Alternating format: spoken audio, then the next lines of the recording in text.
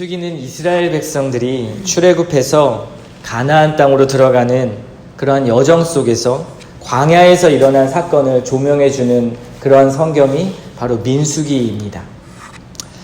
하나님이 지시한 땅, 그 가나안 땅에 들어가기 위해서 이스라엘 백성들은 하나님의 뜻을 알아야만 했고요. 그리고 순종해야만 했습니다. 그것이 그들이 살아가야 할 방법이고 유일한 길이었습니다. 거룩하신 하나님께서는 그들과 함께 하시기 위해서요, 친히 성막을 만들게 하시고 그곳에 임재하셔서 그들의 백성과 함께 하시기를 원하셨습니다. 그리고 그들과 함께 해주셨습니다. 그 백성들은 이제 모세를 통한 율법과 그리고 그 말씀에 순종하기만 하면 하나님께서 그들과 함께 계셔주시고 그리고 그들을 인도하셔서 손쉽게 가나안 땅으로 들어갈 수 있는 여정의 길, 바로 그 여정의 길이 사실은 광야의 길이었습니다. 그런데 우리의 인생이 참 쉽지 않듯이요, 이스라엘 백성도 그 광야의 여정이 쉽지만은 않았습니다. 이스라엘 백성들의 끊임없는 불평과 그 원망 속에서 하나님으로 하여금 엄청난 진노를 하게 하시고 그리고 하나님을 분노케 만들어 버렸습니다. 그럼에도 하나님께서는 이들을 지속적으로 계속 용서하시고 그리고 이들을 가나안 땅으로 이끌어내시기 위해서 신실하게 하나님의 일들을 행하시며 이스라엘 백성들을 이끌어 나가십니다. 갈 길을 다시 열어주시고 그리고 이스라엘 백성들과 맺었던 그 언약을 생각하시고 다시 그들에게 그 언약을 상기시키며 그들을 이끌고 나가시는 그 광야의 여정, 그 광야의 여정이 바로 이 민수기 본문입니다. 민수기는 전체 3가지 장소, 큰 틀의 장소를 생각하시면 이해하기가 쉬울 것 같습니다. 처음 시작했던 시내산에서 바란 광야로 가고 그리고 바란 광야에서 모압 평지로 가는 이 3가지 장소에서 일어난 사건을 중심으로 민수기의 이야기가 펼쳐집니다. 그리고 오늘 본문 13장에서 일어나는 이 12정탐꾼의 이야기가 등장하게 됩니다. 모세는 12지파에서 한 지도자, 한 지휘자 한 명씩을 뽑아서 그렇게 가나안 땅을 정탐하게 하지요. 그리고 오늘 배경의 본문인 이 바란 광야 가데스에 이르러서 그 회중에게 정탐한 내용을 보고하게 합니다. 그리고 10명의 정탐꾼은 너무나 부정적인 가나안 땅에 들어갈 수 없다는 그러한 보고를 하게 되지요. 안악자손을 비유해서 자신들을 메뚜기라고 표현을 합니다. 하지만 갈렙 한 사람은 능히 이길 수 있다는 긍정적인 보고를 하게 됩니다. 이제 14장에 와서는 여호수아도 함께 긍정적인 보고를 하게 되지요. 이 본문은 우리에게 너무나 익숙한 본문입니다. 이것이 오늘 읽었던 14장 이전에 있었던 정탐꾼의 보고 내용입니다. 이런 긍정적인 보고와 부정적인 보고, 우리는 너무나 많은 말씀을 들었었지요. 교회 공동체 안에서도 이러한 긍정적인 사람과 그리고 부정적인 사람이 있다라는 것을 우리는 많은 설교를 통해 들었습니다. 늘 될 것이라 믿는 사람과 안 될 것이라 생각하는 그러한 사람이 있지요. 믿음의 기준은 이렇게 눈앞에서 보여지는 것으로 판단하고 결정하는 것이 아니라 사실 보이지 않는 하나님을 보고 그리고 우리가 그 하나님을 의지하며 결정하며 판단하며 우리의 신앙생활을 해 나가는 것입니다. 하나님께서 어떻게 하실 것인가 그리고 하나님의 뜻이 무엇인가가 사실 우리 인생의 모든 결정과 모든 판단의 기준이 되는 것이죠. 그런데 바로 이 10정탐꾼은 그렇게 반응하지 못했습니다. 오로지 갈렙만 하나님께서 원하시는 뜻에 반응하여 나아갔던 사람입니다. 그리고 오늘 본문의 이야기가 쭉 이어지는데요. 1절에 그 백성들이 10정탐꾼의 이야기를 듣고 밤새도록 통곡하여 울었다라고 기록하고 있습니다. 밤새도록 통곡하여 울었다. 그리고 2절과 3절에는 이제는 모세와 아론을 원망하기 시작합니다. 그 원망의 내용이 이렇습니다. 차라리 우리가 이집트 땅에서 죽었더라면, 차라리 그렇게 죽었더라면 좋았을 것이다. 아니면 차라리 우리를 이 광야에서라도 죽게 했다라면 더 좋았을 것을 왜 하나님께서 우리를 굳이 이 땅으로 인도하여 그들의 칼에 죽게 하는가? 우리의 처자가 사로잡힐 것이다 라는 원망을 합니다. 자신들의 처자가 사로잡혀서 그리고 그들이 가나안의 아낙 자손들에게 칼에 쳐 죽임을 당하는 그것을 두려워했던 것이지요. 차라리 이 광야에서 죽는 것이 낫고 차라리 이집트에서 그렇게 노역을 하다가 굶어 죽는 것이 나았을 것이다 라고 불평 중에서도 가장 큰 불평을 하는 것입니다. 이스라엘 백성들의 불평, 이들은 10명의 정탐꾼의 말만 듣고 해서는 안 될 말들을 계속해서 하고 있습니다.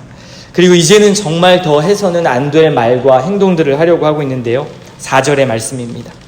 이에 서로 말하되 우리가 한 지휘관을 세우고 애굽으로 돌아가자 하매.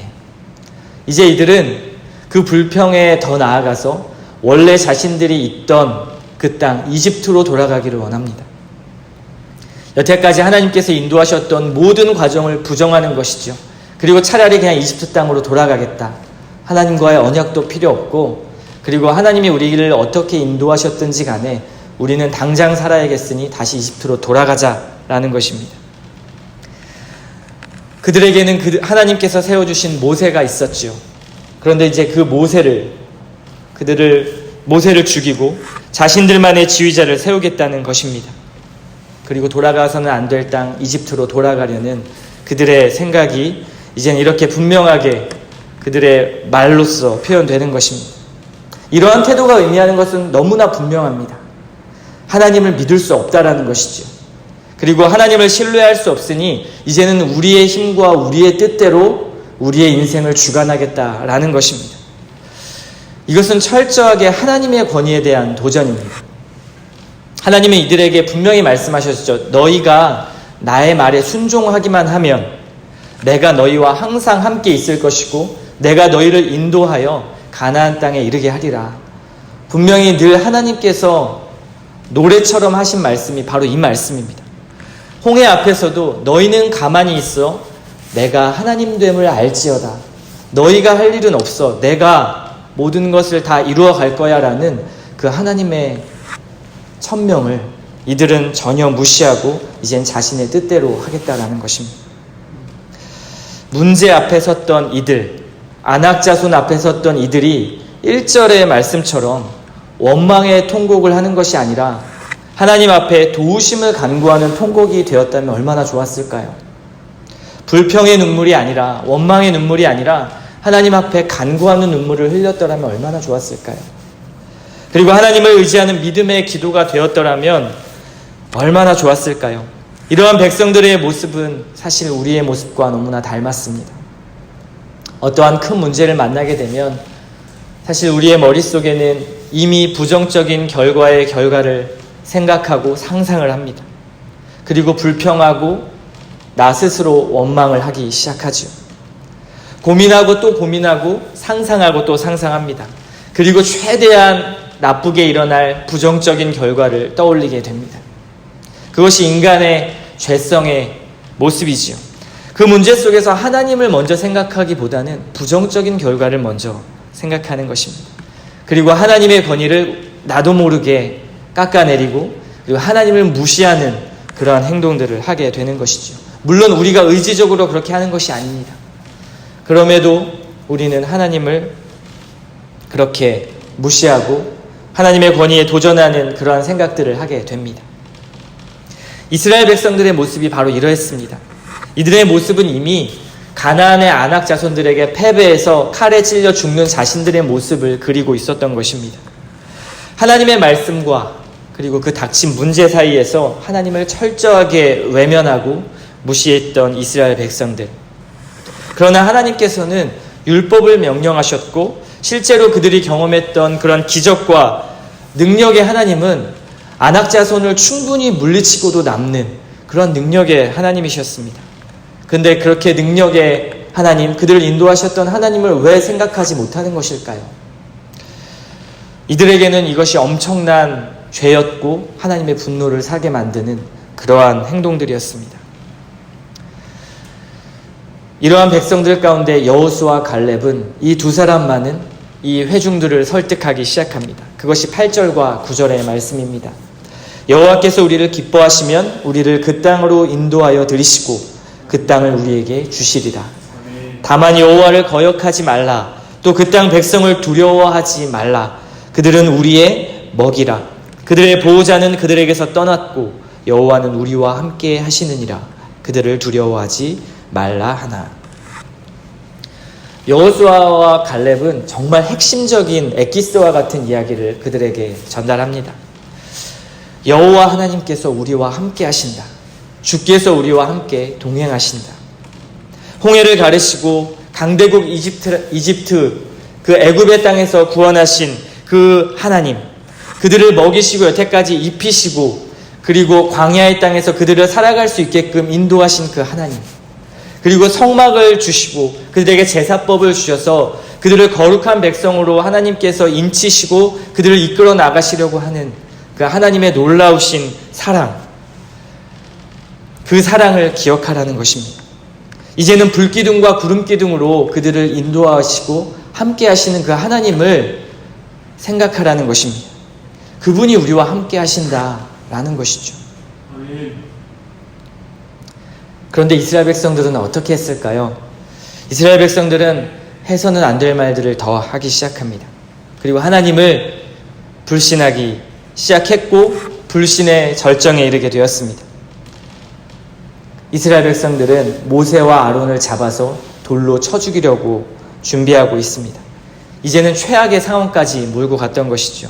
그들의 계획을 실행하려고 하는 것입니다.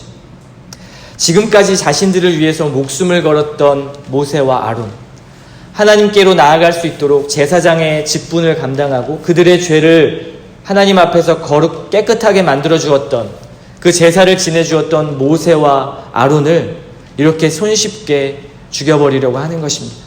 이제는 자신들의 목숨이 위태롭다고 생각하고 자신들에게 유익이 되지 않고 그리고 자신들에게 해가 온다고 생각하니까 바로 그들을 죽여버리려고 합니다.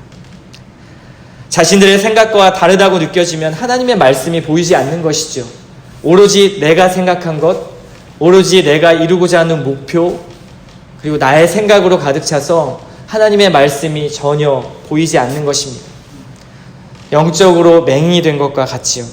말씀이 새겨지지 않으니까 하나님이 세워주신 그 리더도, 그리고 그 공동체 안에 공동체의 원들도 그들이 돌아볼 수 없었던 것입니다. 그리고 하나님 앞에 철저하게 반역하며 나아가는 모습이 이들의 모습이었습니다. 어쩌면 이렇게 완악할까요? 그리고 좀 너무 답답하지 않습니까? 하나님의 말씀에 순종만 하면 정말 2주, 3주면은 가나안 땅에 들어갈 수 있는 그러한 여정인데 어찌 이렇게 불순종해서 40년을 뱅글뱅글 돌까? 그런데 이것이 우리의 모습입니다. 말씀을 읽으면 읽을수록 이것이 우리의 모습입니다. 요즘 코로나 바이러스가 세계적으로 이슈가 되고 있는데요. 확진자 수가 늘어나고 사망자 수가 점점 더 늘어나고 있습니다. 눈에 보이지 않는 이 바이러스지만 우리의 육신에 치명적으로 해를 입히기 때문에 우리는 너무나 두려워하고 경계하고 또한 모이는 것도 꺼려하는 것이 우리의 모습입니다. 밖에 나가는 것조차 두려워하는 것이 우리의 모습이지요. 우리를 지키기 위해서 그렇습니다. 우리의 육신이 병들지 않기 위해서 그런 것입니다. 이런 어려운 상황이 앞으로 계속 우리에게 닥친다라고 한다면 우리가 하나님을 온전히 믿고 온전히 하나님을 예배하고 온전히 공동체 생활을 할 수 있을까? 이런 생각을 해보았습니다. 훨씬 더 소극적이고 하나님 앞에 나아가는 것이 꺼려질 것입니다. 보이지 않는 영적 바이러스, 이것은 어떤 것일까요? 죄로 가득한 바이러스가 우리의 삶 속에 끊임없이 침투하려고 합니다. 보이지 않는 그 죄의 바이러스는 우리가 민감하지 않습니다. 그 죄에는 너무나 우리가 낙관적이고 너무나 관대해서 우리의 삶 속에 너무나 노출시키는 것이 우리의 모습입니다. 이 죄는 사실 우리를 끊임없이 죽이려고 하고 끊임없이 멸망의 길로 인도시키려고 하고 있습니다. 하나님과의 관계를 철저하게 파괴시키려는 사탄의 전략입니다. 이러한 죄로 관영한 세상 속에서 우리는 광야의 길을 걸어갑니다. 이스라엘 백성들과 마찬가지로 이 광야의 길을 걸어가는 것이지요. 그렇게 나그네의 길로 살아가는 것이 참 어렵습니다. 보이지 않는 죄와 싸워야 하기 때문에 그렇지요. 하나님을 의지하지 않으면 정말 이 이스라엘 백성들처럼 너무나 손쉽게 반역할 수밖에 없는 우리의 모습을 보게 됩니다. 너무나 연약하고 너무나 죄성으로 가득한 우리의 모습입니다. 사실 이스라엘 백성들 보고 답답할 것이 하나도 없는 것이죠. 왜냐하면 우리의 모습이니까요. 아니, 어쩌면 이스라엘 백성들보다도 우리는 더욱더 하나님을 반역하고 하나님을 무시하는 삶으로 살아가고 있는지도 모르겠습니다. 결국 하나님께서는 이러한 백성들에게 입을 열어 말씀하십니다. 어느 때까지 나를 멸시하고 어느 때까지 나를 믿지 않겠느냐. 이 말씀이 무엇입니까? 도대체 언제 나를 신뢰할 거니? 도대체 나를 언제 믿을 거니? 라는 것입니다. 연약한 저에게 하시는 하나님의 말씀 같습니다. 모세는 자신을 치료하던 백성들의 죄악을요 사해달라고 기도합니다. 참 모세 성품 좋습니다. 어제 우리가 들었던 말씀이죠. 이 모세의 모습은 예수님의 모습과 같았다. 예수님께서 그 죄 많은 유대인들과 그리고 우리들의 죄를 위해서 친히 십자가에 달려 돌아가시는 중보자가 되시기 위해서 그렇게 친히 죽으셨던 모습. 모세는 자신을 돌로 치려하는 자들에게 하나님 앞에 이렇게 기도하는 것이죠. 그들을 구원해달라고 기도하는 것입니다. 하나님께서 결국 모세의 기도를 통해 이들을 용서하시지만 그의 응당한 벌은 내리십니다. 갈렙과 여호수아를 제외한 20세 이상의 모든 장년은 아무도 가나안 땅에 들어갈 수 없다라는 엄포를 내리시게 됩니다. 그리고 부정적인 보고를 했던 그 10명의 정탐꾼을 재앙, 성경에선 재앙으로 표현했는데요. 아마도 전염병으로 해석하는 본문이 많습니다. 그렇게 재앙으로 죽게 됩니다. 철저히 죄에 대해서 벌을 내리시는 것이죠. 그리고 39절 뒤에 이어지는 백성들의 늦은 후에는 아무 소용이 없다라는 것을 우리는 보게 됩니다. 사실 이들이 늦은 후회를 하기보다는 하나님 앞에 진정한 회개를 했더라면 어땠을까요? 이들은 진정한 회개가 아니라요, 또다시 고집을 피우고 불순종해서 하나님이 올라가지 말라는 산에 자신들이 싸우겠다고 올라갑니다. 그리고 결국 모두 패배해서 죽고 맙니다. 그것이 14장 마지막의 내용입니다. 오늘 말씀은 안악자손이라는 그러한 피조물 앞에 그들을 창조하신 하나님을 패배시키는 이스라엘 백성들의 죄악을 보게 됩니다. 무능한 신으로 만들어버린 그러한 이스라엘의 반역을 보여주고 있는 본문이 바로 오늘 본문입니다. 하나님이 세우신 지도자를 죽이고 다시 새로운 지도자를 세워서 그렇게 자신들을 인도해내기를 바라는 하나님의 권위에 대한 철저한 도전, 반역, 죄악들이 오늘 본문의 모습 속에 담겨 있습니다.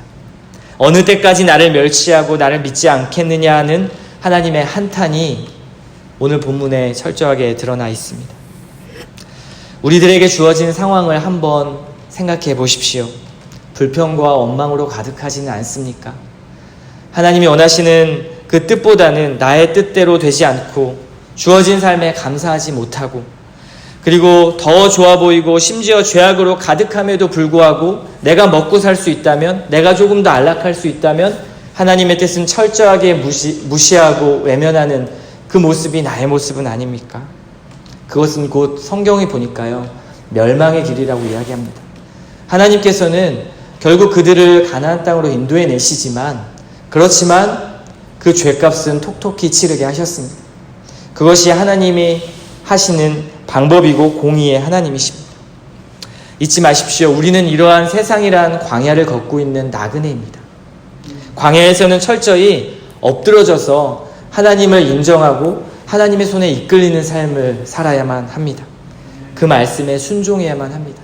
그것이 우리 하나님의 백성된, 그리고 우리가 생명을 얻을 수 있는 생명의 길임을 여러분 기억하시고, 오늘 아침에도 하나님 앞에 기도하실 때 안악자손 앞에 무릎 꿇지 말게 하시고 오로지 그 문제보다 크신 하나님을 바라보는 그러한 믿음 되게 해달라고 기도하는 이 아침이 되시기를 축원드립니다.